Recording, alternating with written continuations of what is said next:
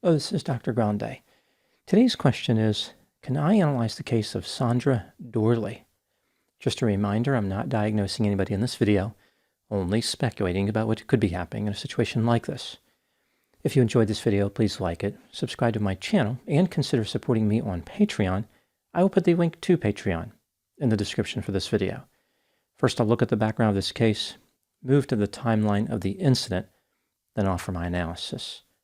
Sandra Doorley was born in July 1963 and lived in Webster, New York. This is just east of Rochester. Sandra earned a bachelor's degree and a law degree. In 1992, she joined the Monroe County District Attorney's Office and served as First Assistant District Attorney. In November 2011, she was elected District Attorney, running as a Democrat, and took office in January 2012. Sandra was the first woman to hold that office in Monroe County. In 2015, she changed her party affiliation to Republican and was reelected to her second term. In 2019, she was reelected to her third term as Monroe County District Attorney. Now moving to the timeline of the incident. On Monday, April 22, 2024, Sandra Doorley was driving an SUV to her house on the 1500 block of Fallen Leaf Terrace in Webster, New York. At about 5:30 p.m., when she was on Phillips Road, about a mile from her house, a Webster police officer named Cameron Crisafulli attempted to pull her over for driving 55 miles per hour in a 35 miles per hour zone. Sandra refused to stop for Cameron. Instead, she continued to her house and pulled into her garage, leaving the garage door open. Cameron parked at the end of her driveway and approached the open garage door. His interaction with Sandra was captured on body camera. Sandra admitted to the officer that she had been driving 55 miles per hour, saying, quote, "Sorry, I'm the DA. I was going 55 coming home from work," unquote. Cameron said, 55 and a 35. Sandra replied, "I don't really care." Cameron directed Sandra to step outside the garage, but she refused to comply with his lawful command. He asked if she observed his emergency lights. She responded that she didn't because she was on the phone. He pointed out that Sandra should not have been on the phone either. Sandra could be seen calling someone on her cell phone. It was the Webster chief of police. She gave Cameron her phone so he could talk to his boss. Sandra walked into the garage and said, "This is ridiculous. Just go away." The officer explained to the chief why he pulled over Sandra and indicated that she was not complying with his commands. As this was happening, Sandra walked inside her house for a few moments before returning to the garage. Cameron kept telling her this was a legal traffic stop. Sandra explained that she understood the law better than he did. She said, quote, "Would you just leave? Would you just leave me alone?" unquote. Cameron once again directed Sandra to move to the back of her vehicle, but she refused. They continued to speak in the garage. The officer revisited the issue of Sandra not stopping for him after he turned on his emergency lights.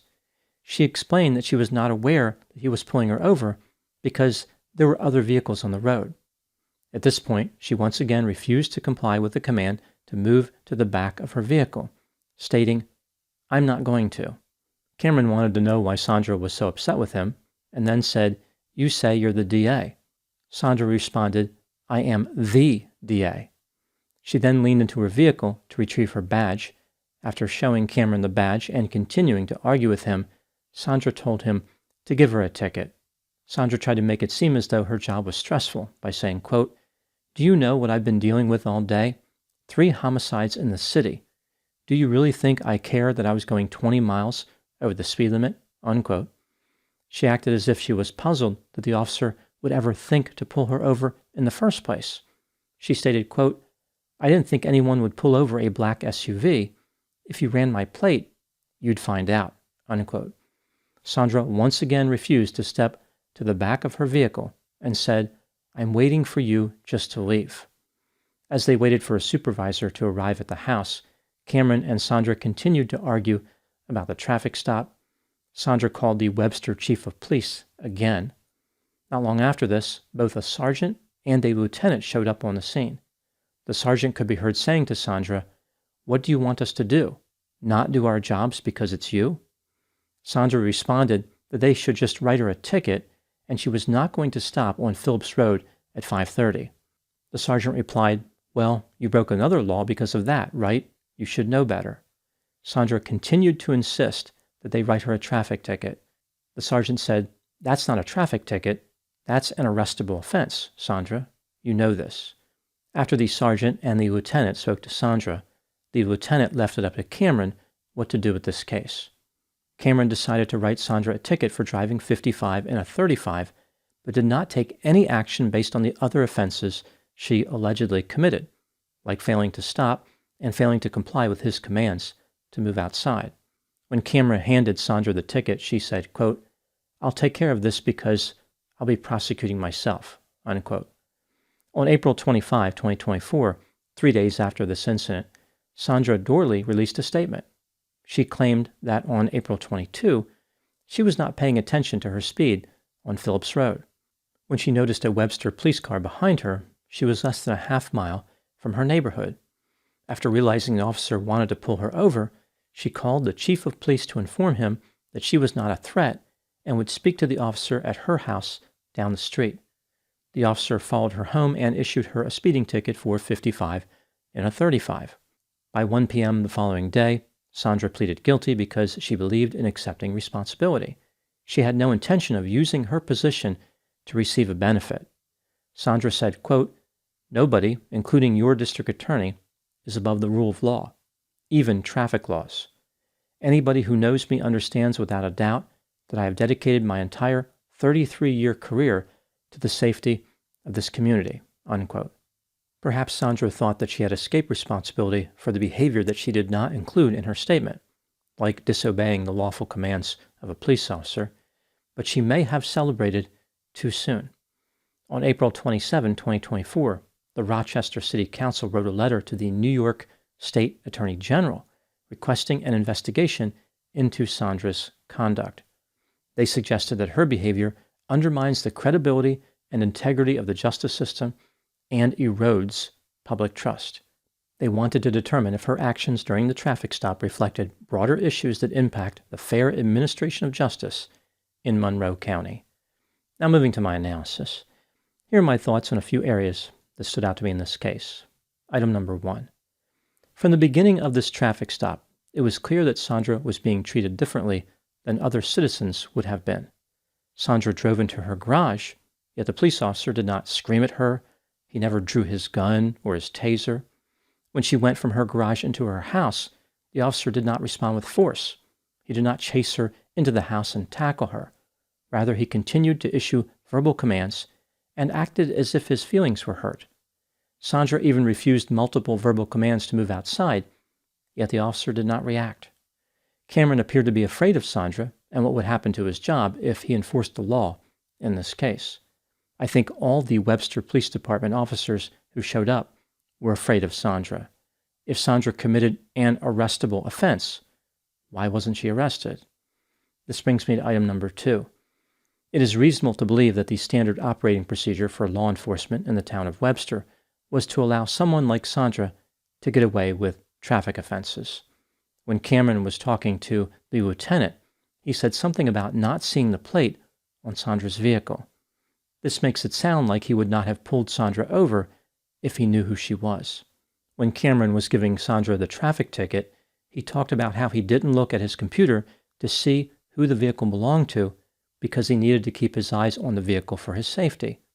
Again, this makes it sound like he would not have conducted the traffic stop if he knew the DA was driving the vehicle. This informal policy of not giving tickets to people connected with law enforcement is why the officers were treating Cameron's body camera like a source of radiation, desperate to stay out of its range. The sergeant and lieutenant couldn't get out of there fast enough. At one point, Cameron even said to the sergeant, "I am still rolling," as if to point out that his body camera was still active. These officers were not having a frank discussion. They were being careful about what they said. Sandra was exposing not only her hypocrisy during this traffic stop, but the hypocrisy of the police. From the perspective of the police, the mistake Sandra made was making a scene while on body camera. Figuratively speaking, she could have outrun an officer, but she could not outrun a body camera. There are many ways that Sandra could have used her authority to get rid of this ticket after the fact. She did not need to make a stand during that traffic stop. This was never about getting away with a traffic ticket. Which brings me to item number 3. Why did Sandra make a scene during this traffic stop? This is just a theory, my opinion. When Cameron initiated the traffic stop, Sandra immediately became disgusted because she knew of the informal policy of no traffic tickets for those connected to law enforcement. Cameron could have run her plate and realized that she was a member of royalty, but he didn't. In Sandra's mind, this was negligent, if not reckless. How dare this low-level police officer attempt to inconvenience her when she was driving home? It didn't matter that she was breaking the law by driving 20 miles per hour over the speed limit. She had the right to do this because she was special. Sandra was disgusted by the officer's behavior, which is why she later referred to him as a blank hole. There is no doubt that Sandra was fully aware that if she had simply pulled over, she could have talked her way out of the ticket. Even if the officer decided to write the ticket anyway, Sandra had any number of ways to make it disappear. As she pointed out, she was the one who prosecuted these offenses. The reason Sandra didn't pull over was because she wanted to make a scene. This was her chance to take a stand against this disgusting officer. After all, she was the DA. Sandra was going to make this officer pay for his brazen attempt to fairly apply the law. When Cameron gave Sandra orders, she refused to comply. There was no way she was going to give in. Her intent was to force Cameron to look weak and submissive, which is exactly what happened. She was daring him to act, but he would not act. Through her behavior, Sandra clearly communicated several beliefs, including she was above the law, the police were a nuisance to her, she had the right to speed, and she was better than some cop assigned to traffic duty. After all, she handled murder cases. The most important message that she communicated from her perspective was this: she was better than the police officer to such a degree she could even demonstrate her superiority on his body camera. She wanted this episode to be memorialized to embarrass the officer, but ultimately her plan backfired. The officer may have come across in the body camera video as frightened, passive, hypocritical, and ineffective, but Sandra appeared to be arrogant, grandiose, callous, dominant, vindictive, petty, condescending, fearless, incompetent, and irresponsible. In addition, she had a massive sense of entitlement. Now moving to my final thoughts. Sandra Doorley inadvertently exposed an unfair, informal policy of the police. This was like a sting operation, except unintentional. She did not mean to call out potential corruption, but that is what she ended up doing. Any investigation into her behavior would be incomplete without looking at the larger picture. Why was Sandra so confident in her belief that she would not be given a ticket? That is the question that an investigation needs to answer. As far as her career, it's pretty clear that Sandra should not continue to be the DA, or, to put it in a way that she would understand, she should not continue to be the DA. Those are my thoughts on the case of Sandra Doorley. Please put any opinions and thoughts in the comment section. They always generate an interesting dialogue. As always, I hope you found my analysis of this topic to be informative. Thanks for watching.